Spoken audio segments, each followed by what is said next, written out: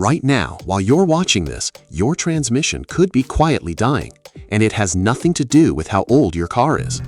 70% of drivers do at least one of these without ever realizing it, and some of these habits can shave years off your transmission's life.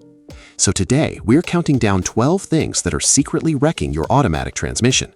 And stick around, because the bonus tip at the end could save you thousands. Your fuel pump is currently sitting in a bath of gasoline just to survive, and the second that gas drops below a quarter tank, you're basically turning off its air conditioning. That electric fuel pump in your tank relies on fuel itself to stay cool and lubricated. Run it low constantly, and it overheats, wears out early, and you're looking at a repair bill in the hundreds. Worse, the bottom of your tank is where all the dirt and gunk settles, and a low tank means your pump starts sucking that grime straight into your fuel system, clogging filters and messing with how your engine runs. Keep it above a quarter tank. It's the cheapest insurance policy your car has. That little fuel-saving trick where you drop into neutral and coast, it's not saving you a single drop of gas, and it might be costing you a transmission. Modern fuel-injected engines already cut fuel when you lift off the gas in gear, so neutral coasting does nothing for your wallet. What it does do is starve your transmission's lubrication system, which depends on the engine being engaged to function properly. And here's the scary part. If a hazard pops up while you're coasting, slamming back into drive takes time you might not have. This one's a myth that refuses to die, and honestly, it surprised me how many people still swear by it. One hard launch can put more stress on your transmission than 1,000 normal stops combined. Automatic transmissions aren't built like manuals. There's no clutch giving you a buffer. When you floor it from zero, your torque converter takes a sudden violent hit of power. Your transmission fluid degrades faster than it should, and your drivetrain, the axles, the drive shaft, the differential, absorbs a jolt it was never designed for. Keep doing it, and you're not just risking slipping gears, you're risking a full transmission failure that runs into the thousands. Ease into it instead. Your tires will thank you too. Cold transmission fluid moves about as well as syrup straight out of the fridge, and if you take off the instant you start your car, that's exactly what you're pumping through your gears. When the fluid's too thick to flow properly, your transmission shifts rough, hesitates, and wears down faster every single time you do it. Your engine oil's in the same boat, leaving pistons and cylinders running with way less protection than they need. You don't need to sit there for 10 minutes. 30 seconds to a minute is genuinely enough for most modern cars. It's such a small habit, but it adds up fast. Every second you sit at a red light in drive, your transmission and your brakes are locked in a tug-of-war, and neither one wins. The engine keeps pushing power to the wheels even while you're stopped, which means your brakes are constantly fighting that force, heating up and wearing down faster than they should.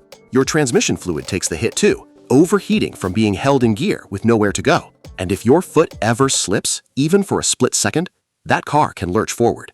If you're stopping for more than a few seconds, park is your friend. That relaxed hand on the gear stick pose feels natural, but the shifter was never built to hold weight. Even light, constant pressure puts strain on the shift linkage underneath, the exact mechanism that engages your gears. Over time, that pressure causes slack, misalignment, and eventually gears that don't engage the way they should. There's a safety cost too. Both hands belong on the wheel, ready to react. I get it, it's a comfortable habit, but it's one of those things that costs you nothing to fix. Just let go after you shift. Shift gears while you're still rolling, and you create a mechanical shock that your transmission has to absorb instantly. No warning, no buffer.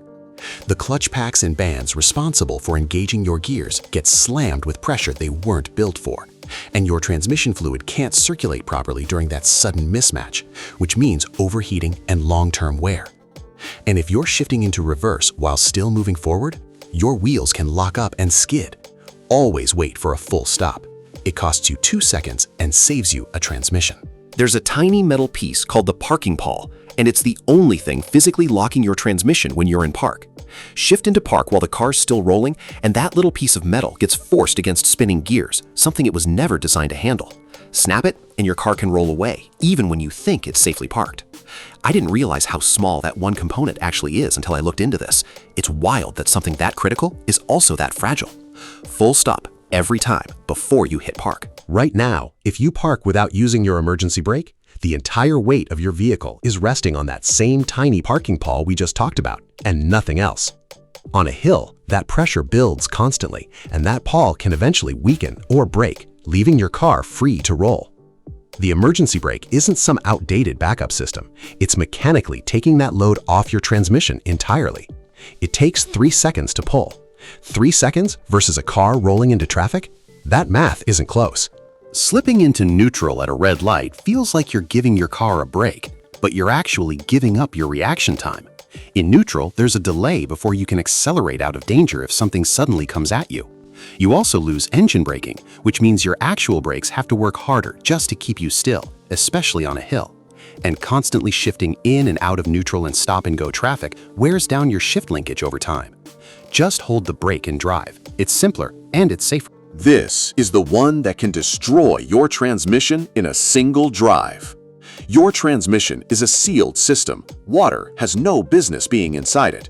But drive through deep enough water, even once, and it can seep past the seals and vents, contaminate your fluid, and turn it into a corrosive mix that eats away at gears and bearings from the inside. We're talking burnt clutches, ruined valve bodies, rusted internals, a repair bill that can hit thousands of dollars from one bad decision at a flooded intersection. If the water looks deep, just don't risk it. And if you ever suspect water got in, get it checked immediately. Using 2 feet on the pedals sounds harmless, but it can send your car mixed signals it genuinely doesn't know how to handle.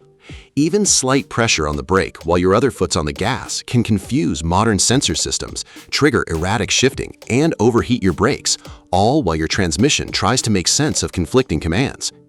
There's also a real safety risk. In a panic, your brain can fire both feet at once, which is the opposite of the quick, controlled reaction you actually need. 1 foot, both pedals. That's how these cars were designed to be driven. That extra little squeeze after the pump clicks off? It can send fuel overflowing into your evaporative emission system, a system built to handle vapor, not liquid gas. Damage that, and it can throw off your engine's air-fuel balance, which puts indirect stress on your transmission as it compensates for an engine that's no longer running the way it should. Plus, you're just wasting fuel that has nowhere to go. The second that nozzle clicks, you're done. Don't push it. So there you have it. 12 habits that could be quietly costing you thousands in repairs, and a bonus tip that costs you nothing to follow. If you caught yourself doing even one of these, you're definitely not alone, but now you know exactly how to fix it. If this video helped you out, smash that like button, drop a comment telling me which one surprised you the most, and subscribe to Driviq so you never miss the videos that could save your car and your wallet. See you in the next one.